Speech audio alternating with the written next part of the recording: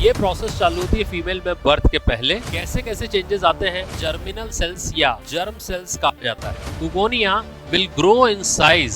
यहाँ पे तो कोई डिवीजन ही नहीं हुआ, just it is a phase of growth. ये एक रिडक्शन डिवीजन है। 90-95% साइटोप्लाज्म रिटेन है और फिर सेल डिवाइड करेगा तो उसे हम साइटोकाइनेसिस 1 कहेंगे और फाइनली 2 सेल्स बन रहे हैं। हेलो स्टूडेंट्स, आज हम oogenesis पढ़ने जा रहे हैं जो कि नीट के पॉइंट ऑफ व्यू से बहुत ही इंपॉर्टेंट टॉपिक है। आइए देखते हैं oogenesis क्या होता है।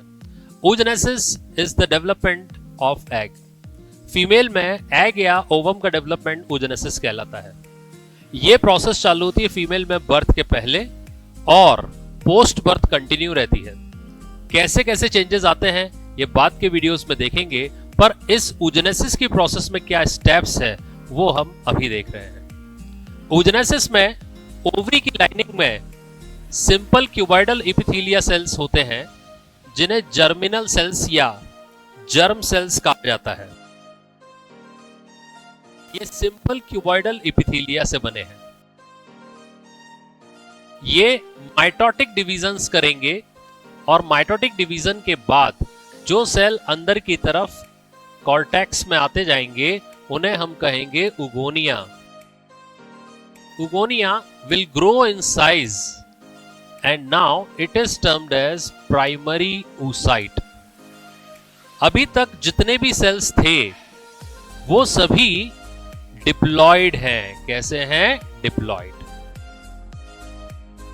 क्योंकि यहां पे माइटोसिस हुआ, इक्वेशनल डिवीजन। यहां पे तो कोई डिवीजन ही नहीं हुआ, just it is a phase of growth. Now primary oocyte will undergo meiosis 1 और मियोसिस 1 के बाद ये क्या है? मियोसिस 1 हम सभी जानते हैं कि ये एक रिडक्शन डिवीजन है जिसके बाद क्रोमोसोम का नंबर हाफ हो जाता है। तो जो सेल बने वो है सेकेंडरी oocyte, जो कि एक बड़े साइज का सेल है जिसमें 90-95% साइटोप्लाज्म रिटेन है और एक सेल बना छोटा सा जिसका नाम है फर्स्ट पोलर बॉडी। ये दोनों ही सेल कैसे होंगे? हैप्लॉइड। मियोसिस 1 की बात चल रही है तो हम सभी जानते हैं कि मियोसिस 1 जो होता है उसके अंदर आपको प्रोफेज 1 मिलेगा, मेटाफेज 1 मिलेगा, एनाफेज 1 मिलेगा, टीलोफेज 1 मिलेगा और फिर सेल डिवाइड करेगा तो उसे हम साइटोकाइनेसिस 1 कहेंगे। ठीक, यहां तक आपको समझ में आ रहा है? अब ये जो सेकेंडरी oocyte है ये मियोसिस 2 करेगा। मियोसिस 2 हम सभी जानते हैं इक्वेशनल डिवीजन है।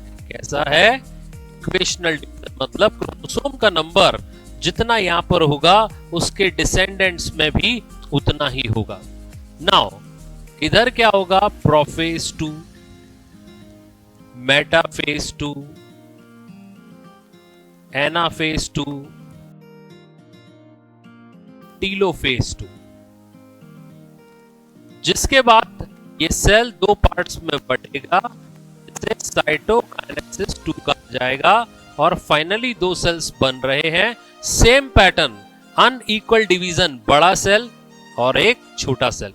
छोटा सेल सेकंड पोलर बॉडी कहलाएगा। First polar body first meiosis यानी मियोसिस 1 के रिजल्ट से बनी थी। सेकंड पोलर बॉडी मियोसिस 2 के रिजल्ट से बनी है और अब इसको ऊटेड या मैच्योर एग कहेंगे।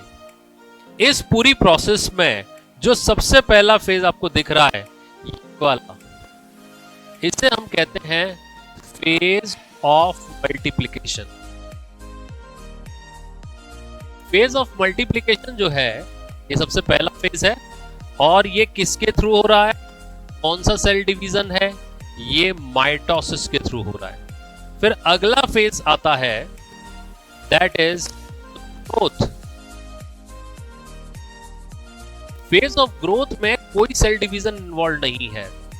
फिर तीसरा है ये पूरा फेज ऑफ मैच्योरेशन डिवीजन। और ये जो फेज ऑफ मैच्योरेशन डिवीजन है ये हमने देखा किसके थ्रू हो रहा है, मियोसिस के थ्रू।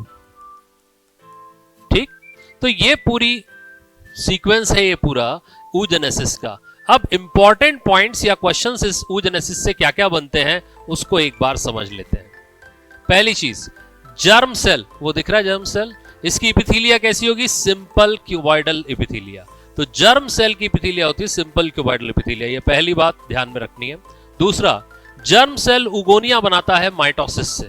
ठीक, फिर उसके बाद एक प्राइमरी oocyte जब पूरा का पूरा oogenesis कंप्लीट कर लेगा, यानी मियोसिस कंप्लीट कर लेगा। मियोसिस, एक मियोसिस का मतलब होता है मियोसिस 1 प्लस मियोसिस 2। जब दोनों कंप्लीट हो जाएंगे तो हम कहेंगे एक मियोसिस हुआ है, यानी मियोसिस 1 प्लस meiosis 2 is equal to meiosis. तो एक मियोसिस का रिजल्ट क्या है, प्राइमरी oocyte एक मियोसिस से क्या बनाएगा, देखो ये तो एक सेल बना, ये आगे डिवाइड नहीं करता, ये जो दूसरा सेल बना सेकंड, ये डिवाइड जरूर करेगा। तो फाइनली यही तो बना, दैट इज 1 egg और ooted plus 2 polar bodies. Is that clear? तो oogenesis का रिजल्ट ह्यूमन के अंदर क्या होता है, 1 egg और ooted प्लस 2 पोलर बॉडीज। कभी कभार ट्विस्ट करने के लिए ऐसा पूछ लिया जाता है कि एक वर्जिन फीमेल के अंदर oogenesis का रिजल्ट क्या होगा। वर्जिन का मतलब यह हुआ कि सेक्सुअल इंटरकोर्स कभी हुआ नहीं है। अब इसकी इंपॉर्टेंस क्या है वो भी समझो। यहां पर जब आप ध्यान से देखेंगे तो ये दिख रही स्टेजेस, इन स्टेजेस में से एक स्टेज देखिए ये वाली, ये पूरी oogenesis 2 बार रुकती है जिसे अरेस्ट कहते हैं। फर्स्ट अरेस्ट लगता है प्रोफेज 1 में और सेकंड अरेस्ट लगता है मेटाफेज 2 में।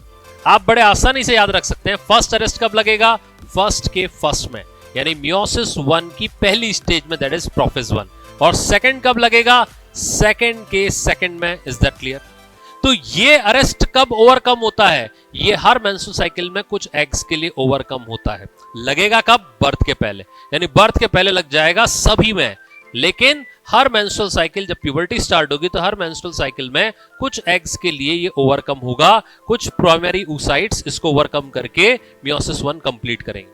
लेकिन मियोसिस 2 सिर्फ तभी कंप्लीट होता है जब स्पर्म ओवम के कांटेक्ट में आकर फर्टिलाइजेशन की प्रोसेस इनिशिएट कर देता है, तभी मियोसिस 2 कंप्लीट होगा, यानी सेकंड अरेस्ट ओवरकम होगा। मान लीजिए किसी में सेकंड अरेस्ट ओवरकम नहीं हुआ, यानी सेक्सुअल इंटरकोर्स कभी नहीं हुआ, तो फर्टिलाइजेशन की कभी बात नहीं होगी, तो इसका मतलब ये सेकंड अरेस्ट लगा ही रह जाएगा। इसका मतलब है secondary oocyte will undergo meiosis 2 but it will never complete meiosis 2। तो वो सिर्फ इतना ही रह जाएगा, ये बात समझ में आ रही है, that is 1 secondary oocyte plus 1 polar body.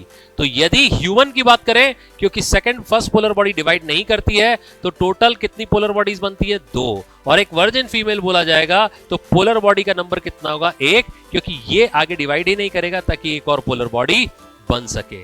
तो ये चीज आपको अपने दिमाग में रखनी है। थैंक्स बेटा।